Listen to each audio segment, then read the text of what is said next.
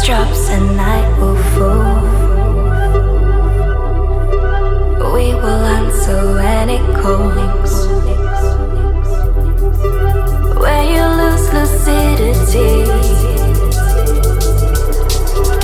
morning light will be the key. The sun will rise again. The sun will rise again. The sun will rise again. The sun will rise again.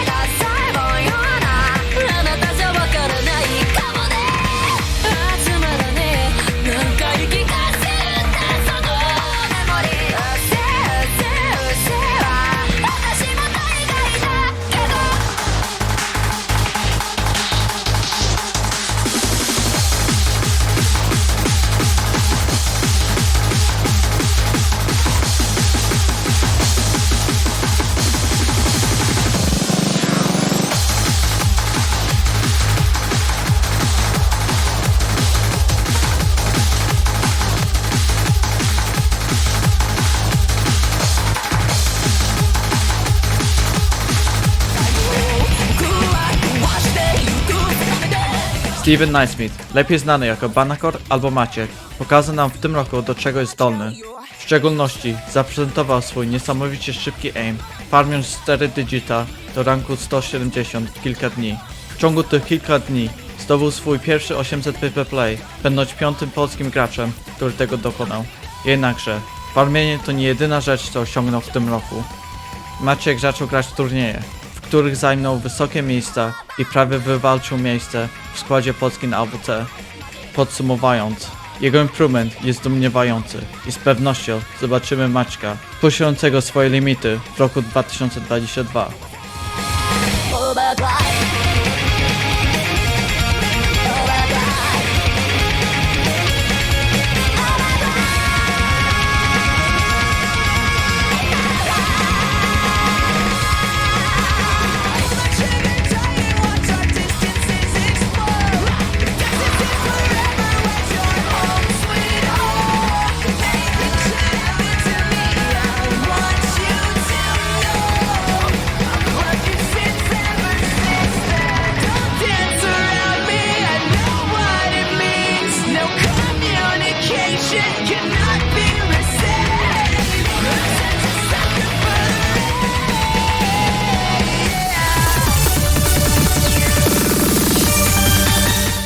Na miejscu 9 klasyfikuje się Demo. W 2021 roku osiągnął on swój pik obejrzanych powtórek, które wynosi lekko ponad 1900. Jego umiejętność singlowania oraz grania wysokiego BPM możemy zobaczyć na przeróżnych mapach pokroju Vertex Gamma na Diffie Gamma, gdzie osiągnął pierwsze Hidden FC na mapie UCTI 2011, które F-snął jako pierwszy Polak z modyfikacjami Hidden oraz Double Time. Swoją umiejętność grania trudnych map pokazał również na mapie Space Angel na Diffie Cherubim's Extra, którą F-snął jako pierwsza osoba z HDHR, dropiąc przy tym tylko 19 slider endów. W tym roku również zagrał kilka turniejów, m.in. Dogi, na których pokonał Łobów Ulfa 6-1 oraz wygrał Polish Gimmick Tournament. Miał on również udział w OSU Polish Masters, gdzie pełnił rolę hosta oraz map pullera. Miejmy nadzieję, że w roku 2022 zobaczymy performance Demo na OSU World Cupie.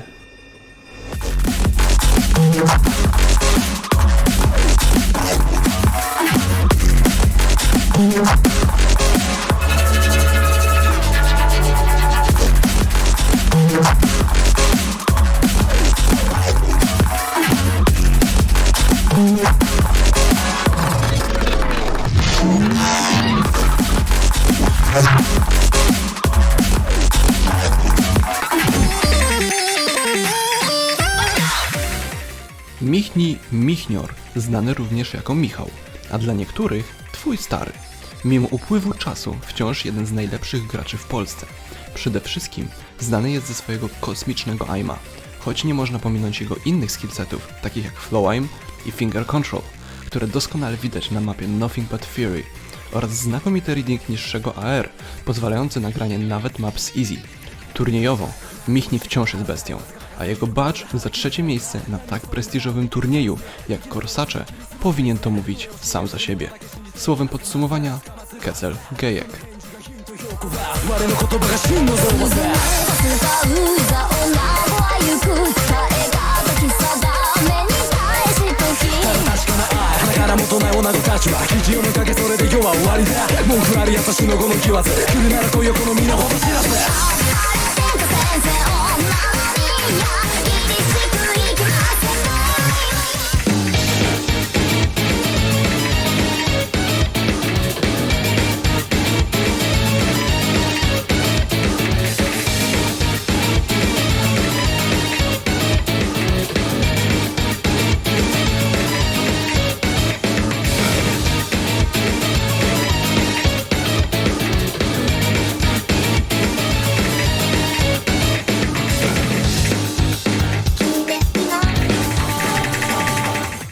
7. miejsce w zestawieniu zajmuje Twoja Stara, znany również pod pseudonimem Spray. W 2021 roku wykazał się niesamowitą stabilną oraz finger controlem, pokazując to na mapach takich jak Blend S 230 BPM, Just Hold On, jak i jego niezrównanym aimem, co pokazuje score na mapie The Garfield Show. Ten rok był dla Sprite'a bardzo udany pod względem turniejów. Wygrał 3 badże w turniejach międzynarodowych, takich jak Osu Mercenary Shop 2, Suigi Spring Cup oraz Corsair's Open. Pod koniec roku Sprite z łatwością zajął 4. miejsce w tryoutach i reprezentował również polską drużynę w OWC, lecz niestety nie chciało mu się grać.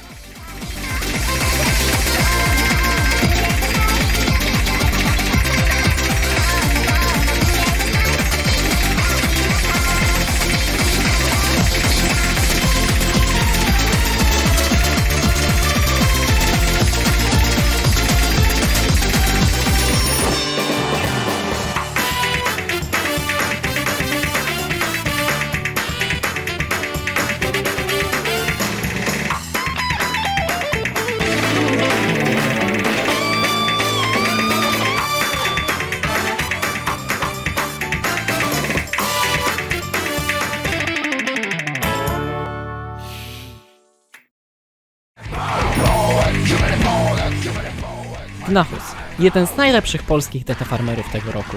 Wbił się on do top 50 w zastraszająco szybkim tempie, dzięki takim skorom jak Imagination FC z HDDT, które w momencie stupnięcia było polskim rekordem PP. Hikari HDDT z tylko 1 setką, która niestety jest slider breakiem, oraz Black Rover HDDT FC z 1 setką. Jego głównym skillsetem jest fenomenalny aim, który udowadniają skory na mapach takich jak One Miss na Alien od Monstraty, który zapewnił mu 4. miejsce na mapie, oraz Katayoku Notori 2 Miss. Jednak nie oznacza to, że można nazwać go aimowym one-trickiem, ponieważ posiada on również bardzo dobry reading z Hiddenem, co pozwala mu F-stać mapy takie jak Serotonin z Hiddenem oraz Tad Machine z HDDT. Może i w tym roku Gnachus nie osiągnął nic zbyt wielkiego pod względem turniejowym, lecz jego niesamowity improvement może oznaczać, iż w 2022 roku zobaczymy same zwycięstwa na jego koncie. Miejmy nadzieję, że nie skończy on kariery zbyt wcześnie przez swoje skrajnie rasistowskie zapędy.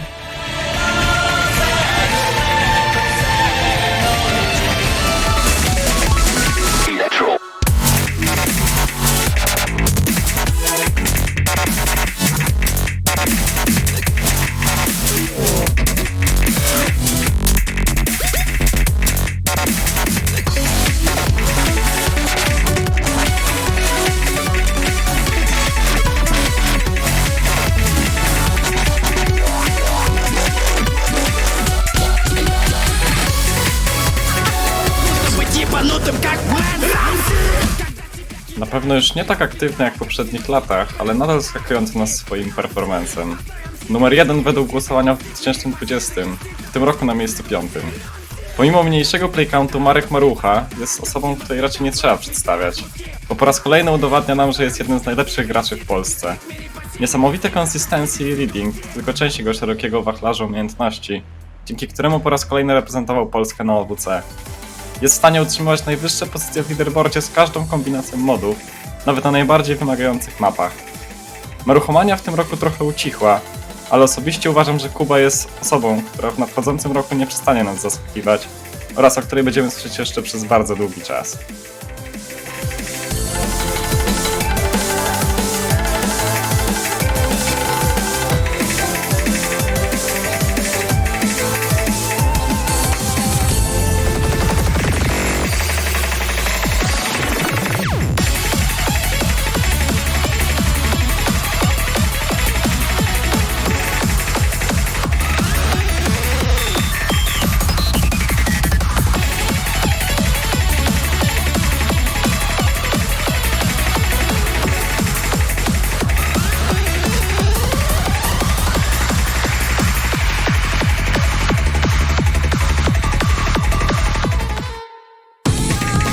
Na 4. miejscu mamy Bartka 22830. Wbił się on do topki polskich graczy w roku 2018 i do tej pory trzyma się w ścisłej czołówce. Bartek jest niesamowicie wszechstronny, umie grać praktycznie każdy skillset, co pokazuje na turniejach przeciwko najlepszym graczom, wygrywając barzy BKB 2021, Corsair's Open 2021 czy chociażby Dios Bizarre Atom Duo. Wart uwagi jest jego performance na Drench programu, gdzie jako jedyny Polak zakwalifikował się do głównego turnieju. Nie można też zapomnieć o jego speedzie i kosmicznym finger controlu, co pokazał na mapach Cranky Fell in the White, Cell You Are Mine i Real Systematic Love. Mam nadzieję, że zobaczymy go zarówno w przyszłym top polskich graczy, jak i w przyszłym OWC.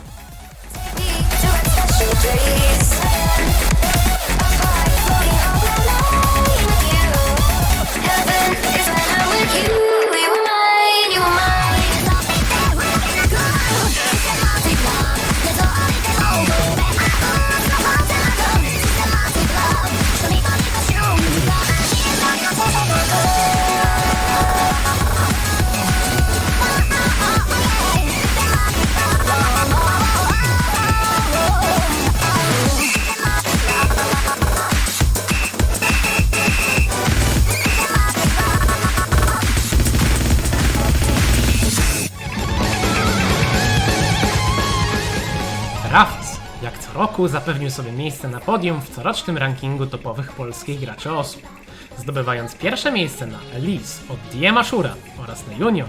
W mapach, które wymagają świetnej staminy, aima oraz finger controla, Rafał unaocznił świeżakom, że nadal zasługuje na tytuł jednego z najlepszych DT graczy w Polsce, a nawet i na świecie. Mimo swojej dominacji w przedziale szybkich map, jest on też dobrym allrounderem, co pozwoliło mu na wstnięcie takiego klasyka jak Camellia Ghost. Przez cały ciąg 2021, pomimo coraz dłuższego stażu, Rafis nadal był w stanie utrzymać zasłużone pierwsze miejsce w polskim rankingu PP.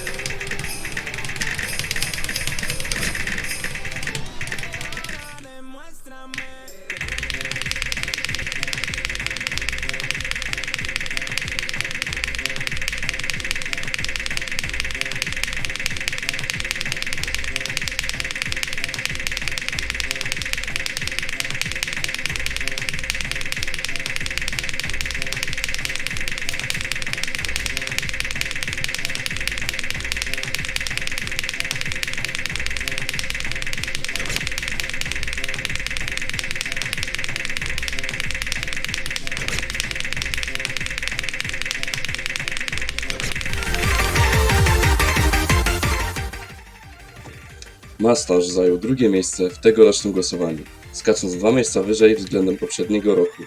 Bez dwóch zdań zrobił on ogromny progres w 2021. Gracz, który był kojarzony głównie ze swoich umiejętności na jumpach, stał się nieprawdopodobnie dobrym graczem na streamówkach, które wymagają bardzo dobrego flow aima. Potrafią również utrzymywać na nich nieziemskie ACC, co możemy zobaczyć na takich mapach jak Sidetrack Day of Chansey z Hard Rockiem na 99,92%, Reason na 99,91% czy SS z Hiddenem na Doki Doki. Warto również wspomnieć o ogromnej poprawie jego konsystencji. Wskazuje na to One Miss na mapie Ata Euphoria na 99,76% czy chociażby Troopers of the Stars na 99,61%. Nie zapomniał jednak on, jak się gra jumpy, o czym świadczy FC na Gangsie z DT czy S-Rank na Unionie. Był jednym z lepszych zawodników reprezentacji na tegorocznym OWC. Do bycia graczem idealnym brakuje mu jedynie klikania, więc Master, weź się za siebie, ty chuju łysy, i lecisz po top 1 w przyszłym roku.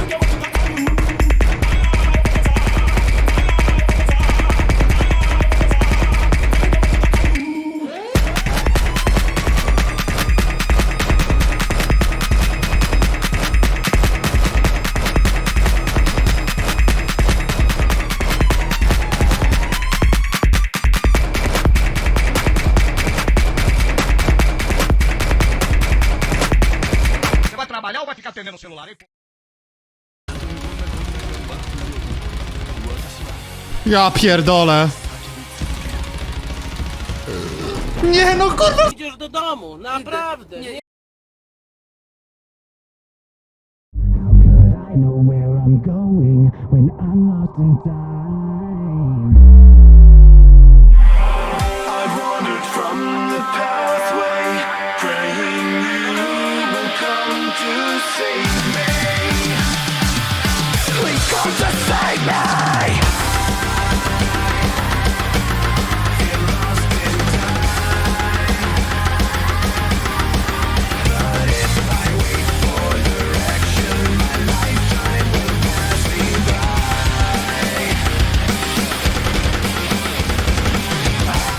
Malashevsky, also known as Chomikbox or Ristel, had an incredible year in terms of every aspect of gameplay. His rise to dominance in the tournament scene in such a short period of time is unparalleled in recent memory, and the sheer staggering growth he displayed in solo play puts just about anyone else to shame. Malashevsky's climb up the solo rankings this year has been absurdly fast, with 99 out of his top 100 plays being set in 2021 or after. As if that wasn't enough, Malashevsky set all 140 of his number one leaderboard scores in 2021, not counting scores set after the new year. And these scores include his hidden Hard Rock 99.39% FC on Lost in Time by Celldweller and his hidden 97.88 2-miss choke on Riven's Yomiuri. Malashevsky started this year 3-digit and ended at rank 2 in Poland and rank 43 global, surpassing Rafis less than a month into 2022. No list of Ristel's accomplishments in 2021 would be complete, however, without his tournament history. Saying that Malashevsky had a great tournament year would be an understatement. He earned 3 badges this year from Ost Mercenary Shop, the Corsace Open in 3rd place, and Ost Polish Masters. He also carried Team Poland to a 2nd place finish in a close tiebreaker grand finals against Taiwan in the 3-digit World Cup. These placements on their own are impressive, but they downplay the scale of his contributions to each team. It says enough that he was the MVP in the Corsace Open, and these high placements prepared him for the gauntlet of the Ost World Cup, where he helped bring Team Poland to a top 12 finish.